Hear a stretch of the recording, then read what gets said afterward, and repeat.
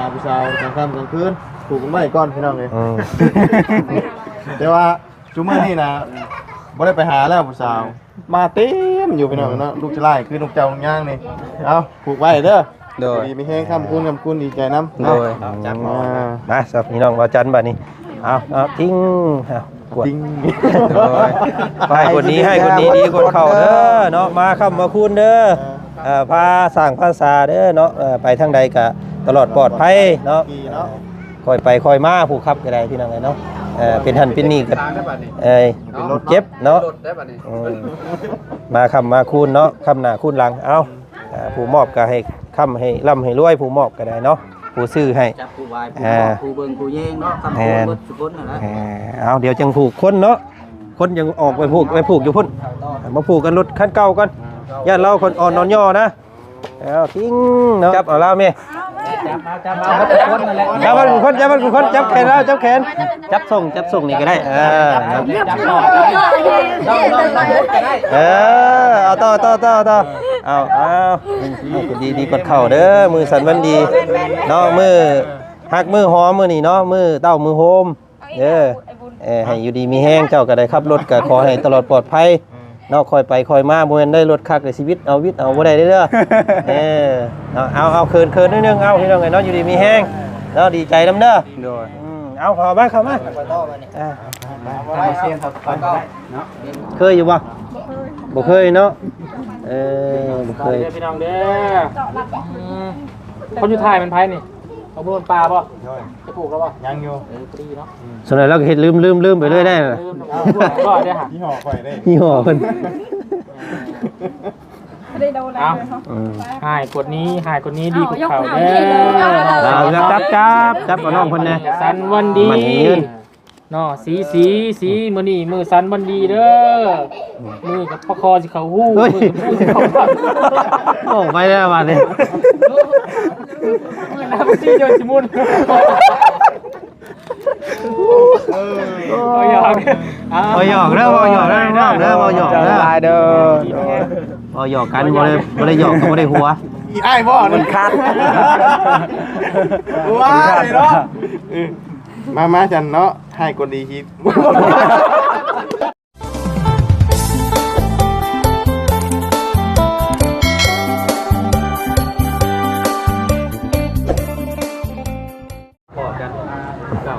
เนาะได้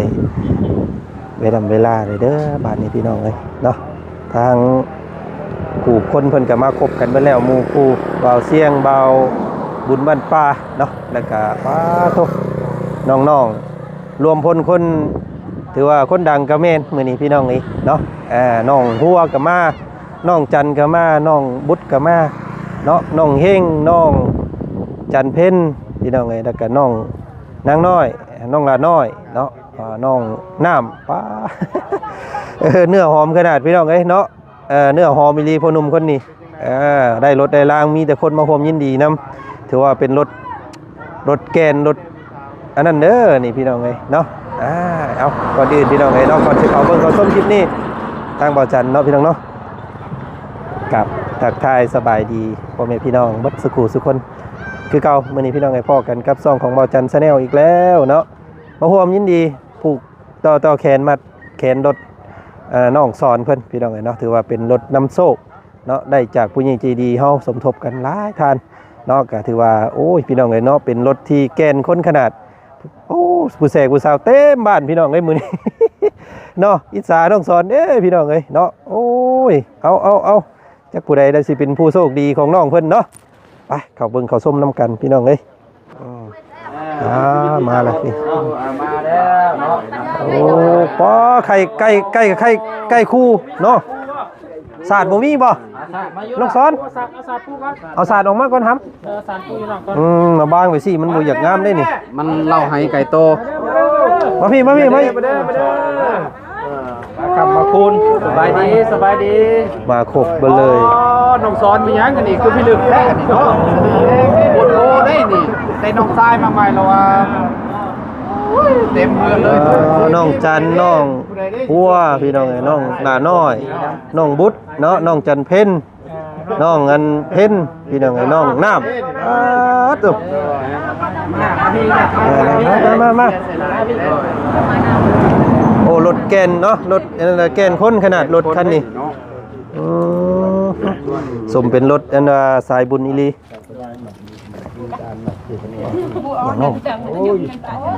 แล้วเจ้าของผู้ก่อนแล้ว ใส่เจ้าของรถเพิ่นอายผู้สาวไปดิอยู่ในผู้ได้ล่ะพี่น้องเอ้ย โอ้ย เพิ่นเปลี่ยนแป้งห้องเพิ่นอยู่พี่น้องเนาะ คันเก่าแล้ว แม่นยันเพิ่นน้อยใจพี่น้องเอ้ยได้คันใหม่ก็บ่อยากให้ลื่นคันเก่ามาครับคนผู้ขับรถแล้วเนาะจับเอานั่งลงสบายดีเนาะ สบายดีใช้เตรียมพร้อมแม่บ่เฮ้ยบีบแก้3เทื่อนะแม่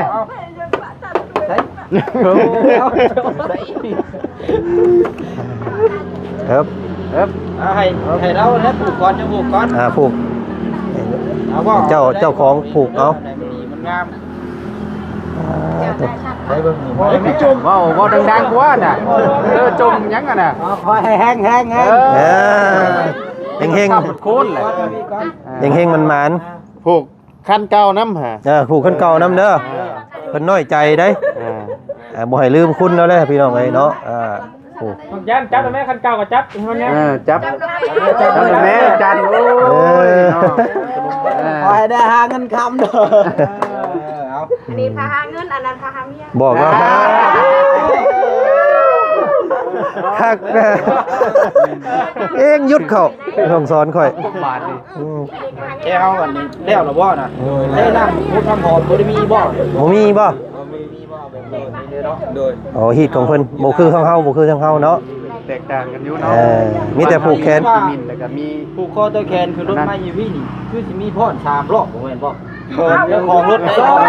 เนาะได้พ่อนเลยพ่อนแล้วเนาะเอาแล้วนะพ่อจะแม่เลยจะแม่นบ่อยู่ที่มีพ่ออุ้ยแล้วหลายแล้วอ้อนแล้วอ้อไปแล้วโหโอ้ยตายครับโอ้ยทีนี้เราก็ฮดไปเลยหันพี่น้องเอ้ยเจ้าก็ร้องให้เราสาธิตให้เราเบิ่งว่าเดี๋ยวเจ้าเป็นคนนำพาเราด้วยฮะแม่เสียงนำพาเลยบ่เสียงได้ผ่อนก่อนเอาต้องเอาน้องๆเพิ่นมานำอีกจังคนมาเอาบาดเพิ่นไปนั่งพุ่นโนบ่เคยมีผู้หญิงมาเฮือนจักเทื่อเราอ่ะตั้งแต่เมียเสียไปมีแต่มีมื้อนี้แล้วเราอ่ะพี่น้องไงเราบอกเนาะเสียงคู่กับรถนี่ห้ามตีเด้อเพราะว่าทีมงานสิผูกแขนรถแล้วกันให้เจ้าจับอันนี้แล้วก็ตั้งสุดท้ายจะเข้าไปผูกได้พุ่นบ่หรือว่านี่ผูกเจ้าของกันเพื่อนอันบ่ค่อยบ่ได้ผูกค่อยเอาเจ้าบ่ได้ผูกบ่ประเพณีเราผูกแต่ลูกแล้วผูกแต่น้องแล้วผูกแต่น้องเพิ่นอันนั้นประเพณีผูกได้บ่ผูกได้แต่บ่ได้ผูกซื่อแต่น้องผูกแล้วมันเนาะ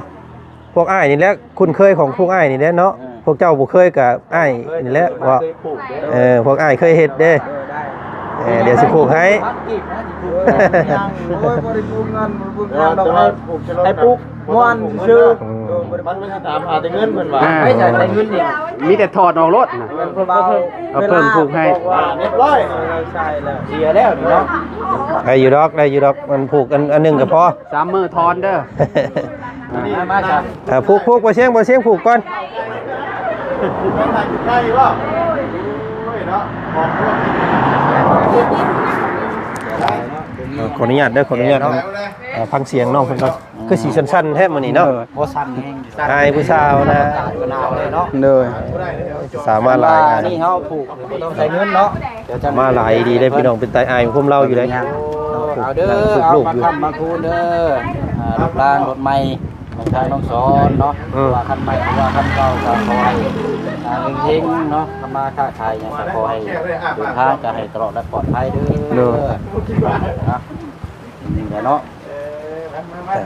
เปลี่ยนกันผูกเปลี่ยนกันเข้าทีละคนพี่น้องเอ้ยเนาะรถก็เป็นรถอันร่วมสายบุญเนาะ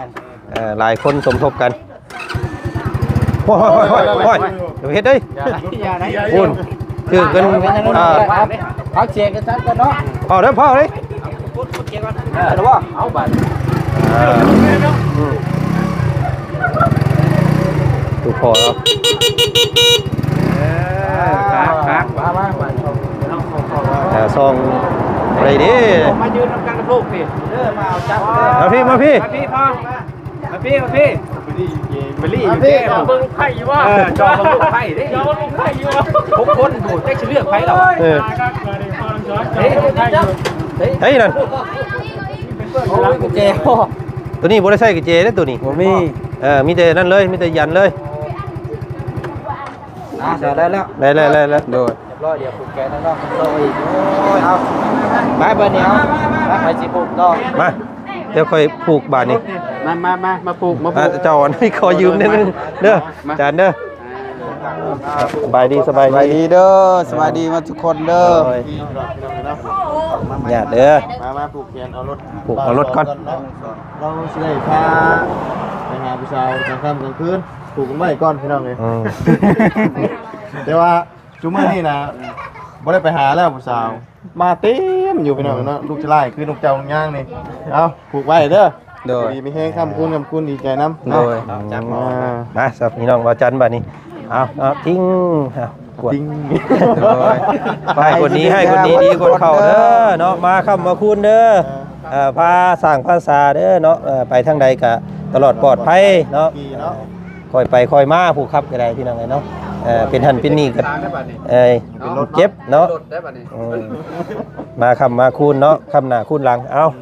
ผู้มอบก็ให้คำให้ร่ำให้รวยผู้มอบก็ได้เนาะผู้ซื้อให้ จับผู้วายผู้เบิ่งผู้แย่งเนาะทำผู้สุดนะ เอาเดี๋ยวจังผูกคนเนาะคนยังออกไปผูกอยู่พุ่นมาผูกกันรถคันเก่ากันญาติเราคนอ่อนนอนย่อนะเอาทิ้งเนาะอย่าเด้ออย่าน้อยอกน้อยใจได้เด้อเนาะได้รถคันใหม่กับเพิ่นยังสิใช้เจ้าคือเก่าอยู่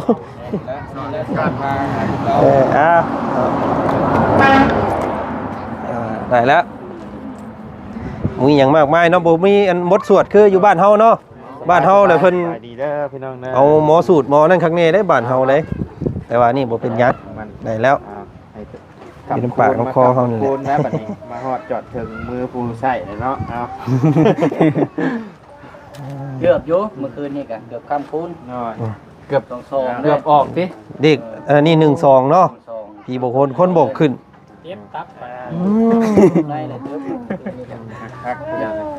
ไปอาจารย์ มาคอยบาด เอาอาจารย์เข้าปลุก ให้ก่อนน้องชอนด้วย ใช้ทางงานน้อง น้องๆมาผูกมาต้องผูกน้ำกันได้ คนใดเด้อสิได้ช็อตท้ายเนาะแล้วมันก็ ให้โซ่ให้มีแต่โซ่มีแต่ลาบเลยเนาะเนาะน้องชอนเนาะโดย มาเลย เอาปลูกให้น้องคนนั้นก่อนพี่น้องเนาะ นั่นเป็นน้องไส้กบครับตัวนี้เป็นน้องไส้หลาน เอาเรียบร้อยเนาะโยเราหน่อยใจได้หั่น ใจบ่ บ่เราอายผู้สาวมาหลายพ่น เราได้เนาะก่อน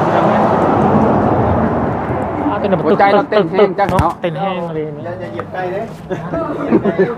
ใกล้เนาะเอาเนาะมืองามยามดีเนาะมือนี้ก็เป็นมือตอนรับของน้องซอนเด้อแต่ต่อไปกับให้ผ้าหาเงินหาเมียหาปู่หาคนมันดีเข้ามาในชีวิตเด้อเอาท่านนี่กาหมวยคนอ่อนๆย่อเด้อท่านนี่ก็เอาผ้าหาเงินนะครับหลายปีที่ผ่านมา เครียดบ่ ผูกเอาเบิดพี่น้องเอ้ยพวกเฮาก็บ่ได้ว่าได้ใหม่สิดื่มเก่าเนาะแต่ว่าเอาเข้ามานํกันเบิดเลยใช้น้องๆเพิ่นมาผูก มันแม่ซุ่มน้องๆตะผูกแต่มาซ้อนบ่ผูกหล่นแล้วบ่ โอ้ยเพิ่นอยากผูกกันแต่ผู้บ่าว ดูแล้ว ได้จะเอาผูกผู้บ่าวก็ได้เอา เอาไปเนาะ ซ้อนกันน้องแจ้งนั่งอยู่ใกล้น่ะ นั่งพูดบัดนี้พาขวัญเข้าพาขวัญบัดนี้ เข้ามาก่อนนะบัดนี้ เชิญ นั่งนี่ผูกแขนรถป้อมผูกแขน นี่เลย พุ่นนั่งผู้เจ้าปินหน้ามาพี่เข้ามานั่งไปนี่ มานั่ง นั่งงามนั่งงามตะกู้โบาทนี่ โอ้ยคนกับรถกับไอผู้สาว คนอาย โอ้ตายมันขูดได้มันขูดรถใหม่ได้ ดีๆนะ คำไม่ แล้วไปแล้ว โอ้ย เราจะมีแล้ว เนาะคนกับไอรถกับไอ รถอ้ายนั่นนี่เนาะ มันก็เป็นคมอายอยู่ดอกพี่น้องไอ้นั่งซาบลาบอยู่เนาะไม่มีแต่ผู้สาว คนลูกจ้างลูกย่างดิ รวมพลคนนั่นเด้อมื้อนี้พี่น้องไอ้เนาะรวมพลคนงาม เสาให้จะเบา โอ้ยครับปิ้นหน้าใช่เพิ่นนึกว่าไปหันข้างใช่โอ้ย นั่งดีๆนึกว่าเนี่ยนั่ง โยนบูรานั่นไงโยนมีอย่าง นั่งกระบอกว่าน่ะ สีเดือด นั่นนี่บ่ ตะหมอบสิแล้วแกไปอีกเจ้านั่ง มันโมเมนต์กระบอกนะ นั่งข้างคอนะ นั่งคือน้องหลานนั่งน่ะ ตายเลย ให้สิมานั่งใกล้บัดนี้ เจ้าสาวมาเจ้าสาว สลับบอลบ่ มาให้เจ้าสาวออกมาหน้าแดงขึ้น ตายกูนั่นเลย หน้าเราแดงดีได้มื้อนี้หน้าเราแดงเด้อมื้อนี้เด้อ ปกติเอาแล้วเนาะเห็นนี่ว่าไปมอบรถเมื่อวานนี้ยังบ่ได้ปา เนาะเมื่อวานเราบ่ได้สั่นบานี่ได้เมื่อวาน เราปั่นเองนี่ได้นี่น่ะ โอ้ยลองสอน ว่ายังบ่ได้ปานนี่หลับเอง บ่ว่าสิให้มื้อนี้นี่ให้แท้ ให้มื้อให้ยังให้อายพ่อ เราอายนะนี่เนาะ เป็นนี่ได้น้องสอนความรู้สึกในใดตอนนี้ จะสึกน่ะได้สึกอาย รู้สึกอาย อายจักเสียวยังมาบุกรถบ่มียังบุก เอาพี่น้องไงเนาะ ต้องโตเนาะ โด เป็นหมู่ ย เป็นคู่กันเด้อเนาะ โดย ถ้าบ่แม่นเป็นคู่เป็นข้องก็เป็นหมู่เป็นคู่กัน โดย เราหักเพลงกันไว้เนาะไปหามาแวปกติน้องเพิ่นก็บ่ได้มีคนมาเฮือนแบบนี้เราว่าได้ โดย เรามีอันนี้ครั้งแรกเนาะ โดย มีผู้สาวมาหาเฮือนแบบนี้ เอาผูกแขนแล้วซะ อืม เป็นรถทักรถเทเอาให้สาวๆผูกก็ได้ เอาสาวๆผูกก้อนก็ได้ ผูกก่อน โดย น้องจัน บ่ได้ปลูกก็ได้บ่เป็นยัง มา นะผูกคะแนนเนาะ ไปปลูกแต่รถชื่อ บ่ได้ บ่เป็นยังอันนี้ ผูกแล้วผูก ปลูกแต่รถชื่อ อ๋อผูกแต่รถมันก็รอดแต่รถคนบ่รอดได้บ่ต้องผูกคนนำ ค่อยบ่ได้ปลูกแต่น้อย คำสิผูกก็ผูกได้หิวเข่าได้อยากกินไก่นะนี่ แล้วเฮ็ดรถเอา ไปผูกไปเอาไปผูกเอาน้องเพิ่นก่อนผูกน้องเพิ่น มาให้บ่จัน อยู่แล้วเดี๋ยวมาสิขอบ เจาะ ก่อน ไปกันเจาะอีกเด้อ น้องคนนั้นสิเคยเห็นเด้เนาะ ผูกน้องเพิ่น อ้ายอันนี้อ้ายน้ำใจอ้ายซื้อเด้อ แคนวันนี้มีเงินซื้อน้ำเหม็นซ่า โอ้ยบ่ต้องใช้ก็ได้ว่ากันว่า โอ้ยอันนี้อันปลูกมันเป็นอย่างนั้นอันนั้นกันเป็นฮีททั้งง่าย แม่นเป็นที่ทางเฮา อ้ายไปผูกก่อนเนาะ โดย อนุญาตเด้อใส่ผู้ใดสิมาเป็นคู่จับเอาแล้วแม่ จับเอาทุกคนนั่นแหละ จับมันคนจับแขนแล้วจับแขนจับส่งนี่ก็ได้จับต่อต้องก็ได้ เอาต่อเอาดีกดเข่าเด้อมือสั่นมันดีเนาะมือหักมือหอมมือนี่เนาะมือเต้ามือโฮมเด้อให้อยู่ดีมีแห้งเจ้าก็ได้ขับรถก็ขอให้ตลอดปลอดภัยเนาะคอยไปคอยมาบ่แม่นได้รถคักในชีวิตเอาวิทย์เอาบ่ได้เด้อเอาเคินนิดนึงเอาพี่น้องไงเนาะอยู่ดีมีแห้งเนาะดีใจนำเด้อ โดย เอาเข้ามามาเสียงเขาก็ได้เนาะเรียนกันเนาะ เนี่ยคนจับออกกันลายใช่ไหม มีแต่ผู้ชายจับเนาะตั้งมานนี่เด้อรถคันนี้ มาได้รถน้องสอนเนี่ย อาจารย์มา โดยซื้อรถ ขอบใจ รถไปสีมันยังงามบัดอายบัด ในบัดนี้ เพื่อนอายลุบแบบว่าเขามาลิ้นเรือนเอามันมีแนวสิไปตอกไปตอนเขาเอานี่ได้ลุบ มา เด็กเช้าเอาไว้ก่อน ไปกันต่อบ รรยากาศแบบนี้บ่เคยเห็นได้ใส่ได้พี่น้องเอ้ยเนาะบ่เคยเห็น แปะหาแบงค์ร้อยก่อน บ่เคยเห็นครั้งแรก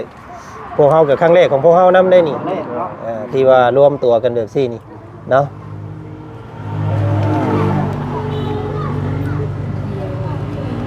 ทีนี้ได้มือว่านกับมื้อนี้อันใดตื่นเต้นกว่ากัน ซ้ำกันนั่นแหละ บ่หายใจนี่แม่อะไรก็ว่ามื้อนี้นะครับผมมอบรถมื้อว่านนี่ เพราะว่าเบิ่งมื้อนี้เนี่ยเจ้าอ่ะตื่นเต้นแฮงเขาว่า ลูกมันเอา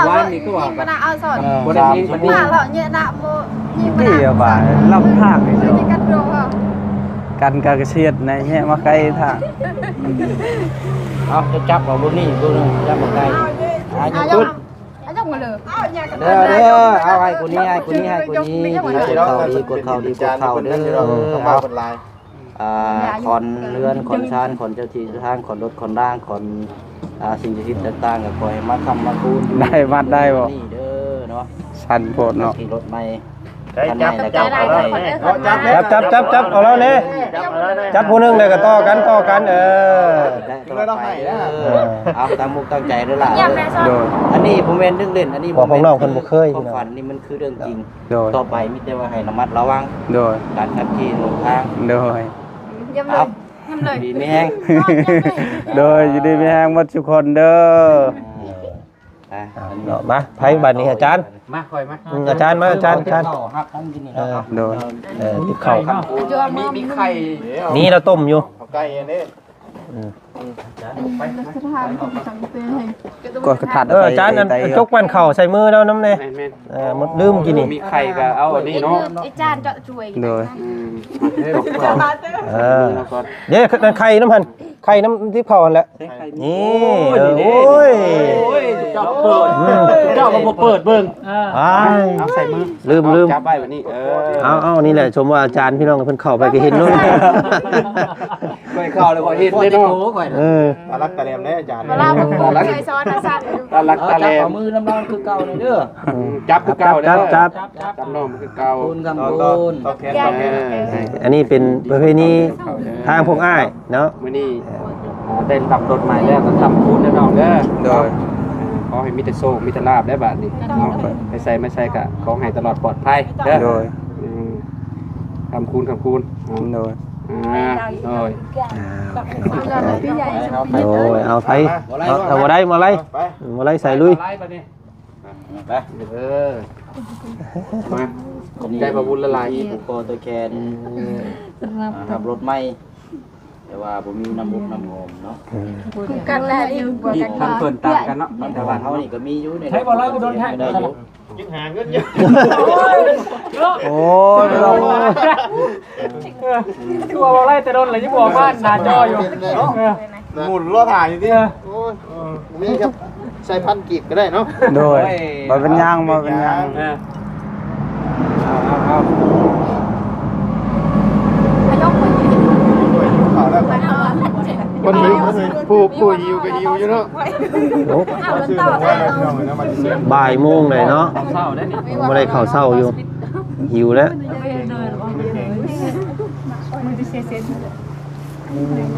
เก่งกันได้ นี่เงินไปกันได้อาจจะดีนะ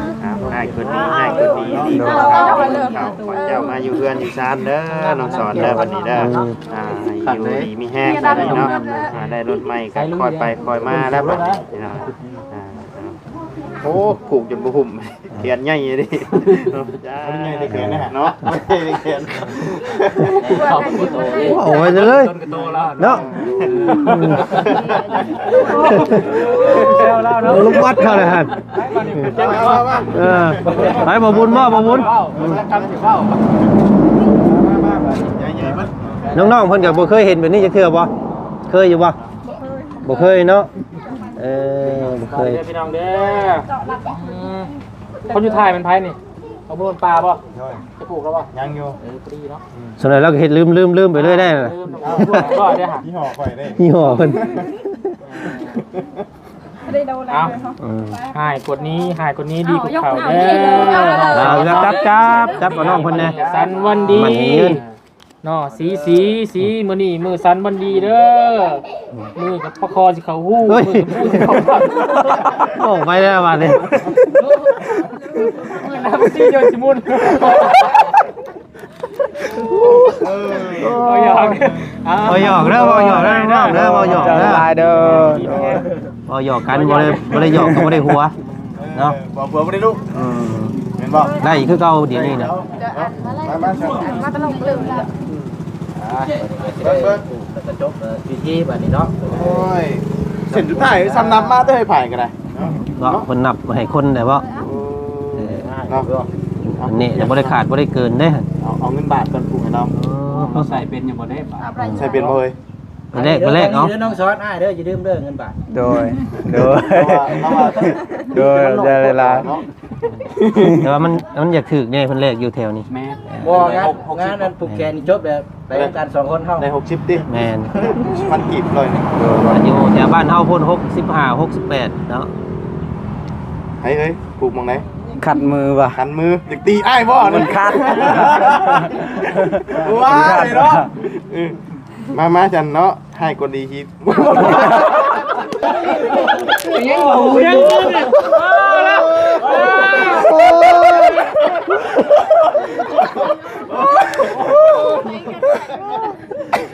เอาดิโอ้ยเพิ่นเบิ่งกันหลายได้ดิโอ้ย โอ้ยโมเมนต์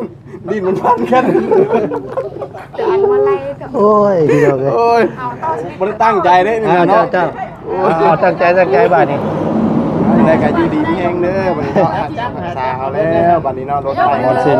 พี่น้องเอ้ยเอาบรรยากาศ ไปใส่ก็ให้ปลอด เรา ภั โล ย หัว เนาะ มอนกันนี่ มันระวังกันแหละเนาะฮะ โดยขอบใจหลายๆเด้อโดยอยู่ดีมีแฮงหมดทุกคนเด้อ